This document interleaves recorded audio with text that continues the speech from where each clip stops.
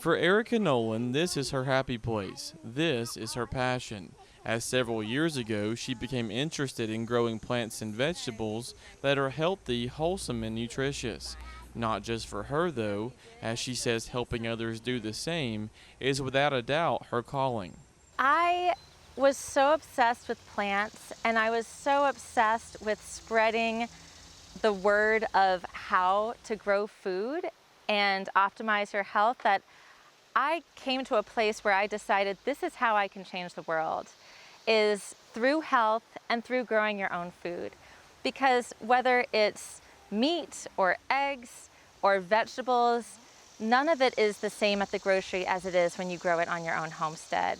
The nutritional value is optimal. And so in order to optimize your health and get everything you need, learning how to do it, even on a small scale, is empowering.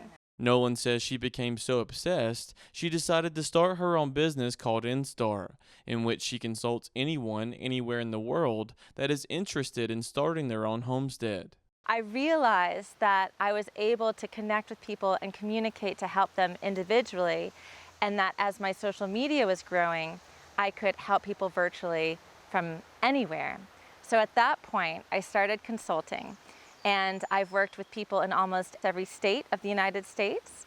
I've worked with people out of the country, from Australia to Egypt, and it's all just taken off from there. According to Nolan, interest in homesteading has become popular over the last decade or so, but the COVID-19 pandemic really piqued people's interest as shelves became empty and fears about health became reality.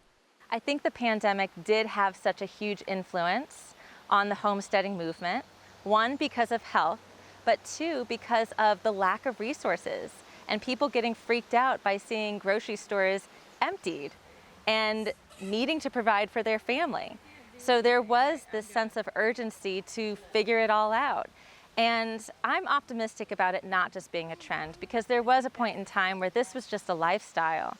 And so as soon as more people hop on board and see the value in homesteading, which a lot has to do with health, a lot of it has to do with straight up independence, then I could see us kind of returning back to our roots. As you can see, Nolan and her family are very much living out her philosophy, something she finds extremely important as she wants to show people what a sustainable homestead can look like. I often relate eating homegrown food to watching a movie film in color for the first time, which I know a lot of us can't necessarily relate to. But if you could imagine only seeing movies in black and white, and then all of a sudden seeing The Wizard of Oz in color and thinking, oh, there's a whole nother world out there. That's what it's like with tasting your own homegrown food, raising your own eggs with your chickens or anything else. So it's very important to be able to demonstrate what I'm doing through some educational content and also just plain up inspiration. Reporting in Blairsville for the Farm Monitor, I'm John Holcomb.